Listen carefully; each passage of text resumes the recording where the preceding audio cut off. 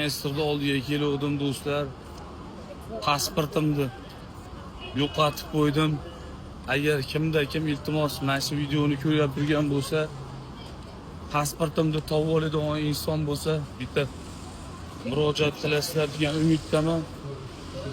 Pasportimni seriya raqami mana bu yerda yozuvda turibdi. Kim topib olsa murojaat qilinglar do'stlar, akalar, opalar, iltimos sizlardan.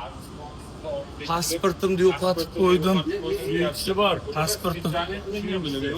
Mana olasiz pasportim. Suyunchisi bor mana. Pasportimni yo'qotib qo'ydim. Mana olasiz pasportim. Mana sen rasmingga o'xshaydi-ku buni. Yo'q.